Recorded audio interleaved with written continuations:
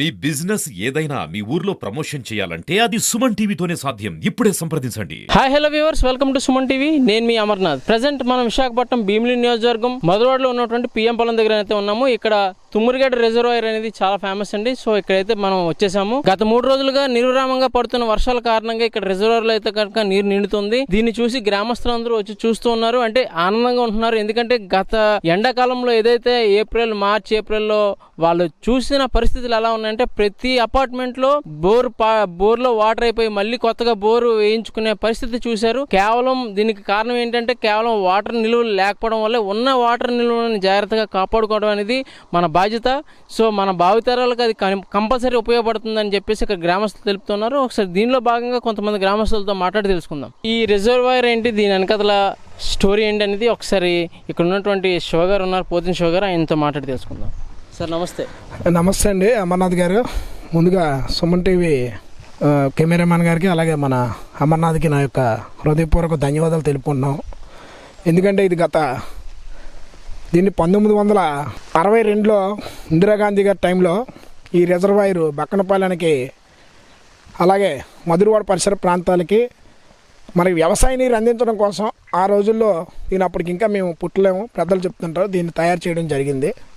అయితే ప్రస్తుతానికి మధురవాడ ఒక కుగ్రామం నుంచి ఒక మహా నగరంగా ఎదిగింది. కాబట్టి ఈవేళ మా ఆలోచన ఏంటంటే ఆ వ్యవసాయ నీరంతా అది అప్పుడులో జరిగిందో లేదో మనకు తెలియదు, కానీ రానున్న రోజులు ఈ గత 20 ఏళ్ళ నుంచి మధురవాడ మహానగరంగా ఎదిగి ఈవేళ సుమారు 5 నుంచి 10 లక్షల పాపులేషన్కి రావడం జరుగుతుంది.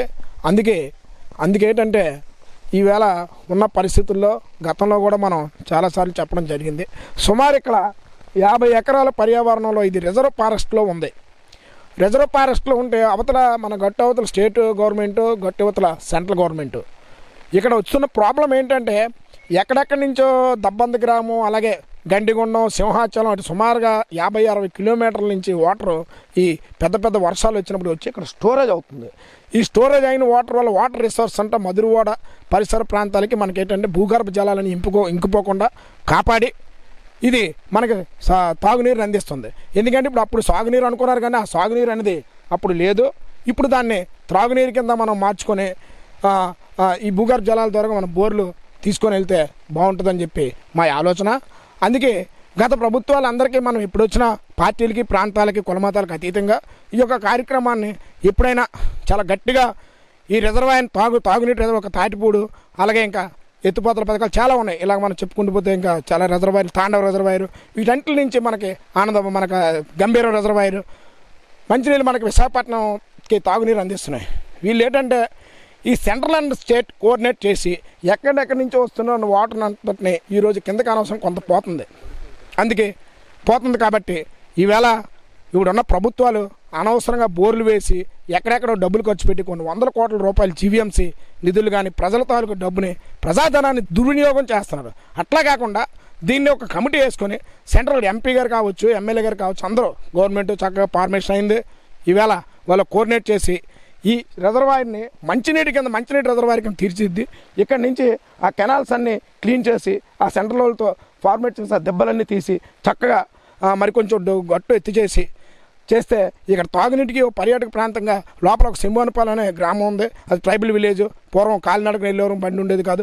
ఒక ఎడ్లు బలితోనే కర్రలు నరుక్కొని జీవనం పోషించేవారు. ఈవేళ అలాంటిది సిటీ అయిపోయింది. కాబట్టి ఇక్కడ దీన్ని అభివృద్ధి చేయాలంటే మన కొండ మీద ట్యాంకులు పెట్టి ఇటు నుంచి అటు ఆనందపురం నుంచి హనుమంతవాక వరకు మంచినీళ్ళు ఇవ్వచ్చు అని చెప్పి మా అభిప్రాయంగా భావిస్తున్నాం. ఎందుకంటే ఇది చాలా మంచి ప్రాజెక్టు. అలానే చూస్తే గత ఎండాకాలం మార్చ్, ఏప్రిల్, జూన్ ఈ 3 నెలల టైంలోని చాలా వరకు అపార్ట్మెంట్లు అన్నిటికీ ఉన్న బోర్లో వాటర్ అయిపోతే కొత్త బోర్లు వేయడం జరిగింది. చాలా వరకు డబ్బు ఖర్చు పెట్టారు, అందరూ డబ్బులు వేసుకొని. బట్ కేవలం దీనికి కారణం ఏంటంటే భూగర్భ జలాలు ఏవైతే అవి ఇంకిపోవడం వల్లే అందులోని. సో దీన్ని ఏ విధంగా మధురవాడ పరిసర ప్రాంతాలకి అటు ఆనందపురం నుంచి ఇటు హనుమంతవాక, ఋషికొండ ఏరియా వరకు ఈ ఒక్క రిజర్వాయరే మనకి జలాధారం, జీవనాధారం. ఎందుకంటే మంచినీళ్ళు అన్నీ ఉంటే మనం ఎలా అయినా బతకొచ్చు. అంతే తప్ప ఇవాళ డబ్బు సంపాదించి ఏవేవో చేసి ఇంకోటి ఇన్ఫ్రాస్ట్రక్చర్ చేస్తే మనకు అవదు. నేను గత 20 ఏళ్ళ నుంచి మధురవాడలో సుమారు 10-15 బిల్డింగ్లు కట్టాను. ఇప్పుడు దాకా ఎద్దడైతే లేదు.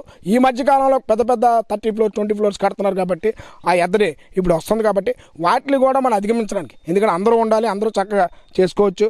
అందరూ బాగుండాలి, అందరూ మనం ఉండాలని చెప్పి ఈ రిజర్వాయర్ అనేది స్టేట్ లెవెల్, సెంట్రల్ లెవెల్, ఇక్కడ స్టేటు అక్కడ సెంట్రల్, ఇది పెద్ద పని కాదు. ప్రస్తుతం ఉన్న అధికార యంత్రాంగం అంతా దీని మీద అప్రమత్తమై జీవీఎంసీ కానీ, ఉడా కానీ, ఇటు రెవెన్యూ కానీ ఈ డిపార్ట్మెంట్స్ అన్ని కోఆర్డినేట్ చేసి దీన్ని ఇప్పుడు ఎందుకంటే ప్రస్తుత మన ఉప ముఖ్యమంత్రి గారు కూడా చాలా చక్కగా నీటిపారుదల శాఖ, వ్యవసాయం అన్నీ ఆయన పర్యావరణం ఆయన చేతుల్లో ఉంది కాబట్టి పవన్ కళ్యాణ్ గారు కావచ్చు, మన రాష్ట్ర ముఖ్యమంత్రి చంద్రబాబు నాయుడు గారు కావచ్చు, ఇంకా అలాగే లోకల్ యంత్రాంగం ఎంపీ ఎమ్మెల్యేలు కావచ్చు, మన భరత్ గారు, శ్రీభరత్ గారు కానీ, మన ఎమ్మెల్యే గారు గంటా శ్రీనివాసరావు ఎక్స్ మంత్రి గారు కావచ్చు, ఎక్స్ మంత్రి గంటా శ్రీనివాస్ గారు కావచ్చు, వీళ్ళంతా ఒక టీంని ఏర్పాటు చేసుకొని ఏ పని, ఏ కాంట్రాక్ట్లు, ఏ రోడ్లు వేయకపోయినా పర్లేదు, కానీ మంచినీళ్ళు ప్రాజెక్ట్ అనేది అది జలాధారం, జీవనాధారం కాబట్టి దీన్ని మనం వెలుగులో తీసుకొచ్చి రేపు పొద్దున్న మధురవాడ పరిసర ప్రాంతాలు ఏంటంటే ఇప్పుడు ఒక హైటెక్, మధురవాడ అంటే ఒక మాదాపూర్లో అయిపోయింది.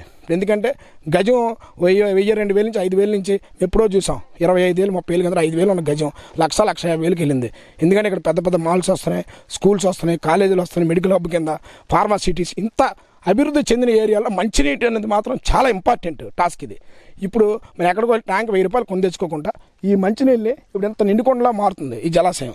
దీన్ని మనం అంతా లోపల కెనాల్ క్లీన్ చేసి మనం అనుకున్న పద్ధతిలో ఫిల్టరైజ్ చేసి మనం డీసెంట్రలైజ్ చేసి ఇవ్వగలిగితే తాగునీటికి రానున్న రోజులు 50 లక్షల మందికి తాగునీరు అందించే అవకాశం ఇక్కడ ఉందని ఈ ట్యాంక్కి ఉంది. కాబట్టి నేను ఇది మీకు అందరికీ తెలియజేస్తున్నాను.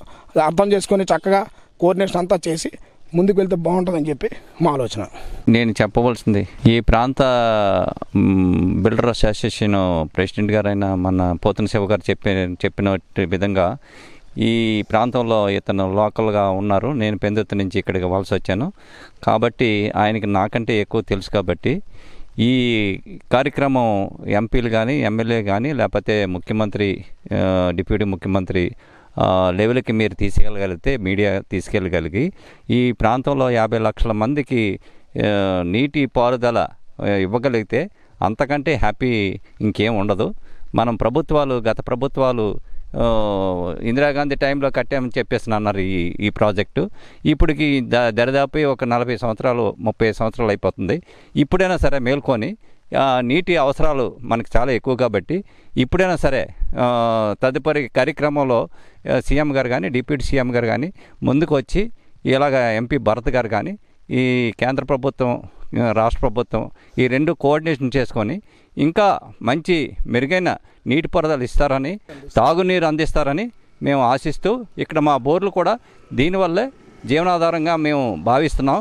ఈ నెక్స్ట్ వచ్చిన జనరేషన్, మా జనరేషన్ అయిపోయింది, నెక్స్ట్ జనరేషన్ కూడా ఈ నీటి ఆధారంగా, తాగునీటి ఆధారంగానే మేము ముఖ్యంగా బోర్లు చాలా వరకు ఫెయిల్ అయినా ఈ డ్యాము వల్ల కొంచెం బాగుంటుందని మా ఉద్దేశం.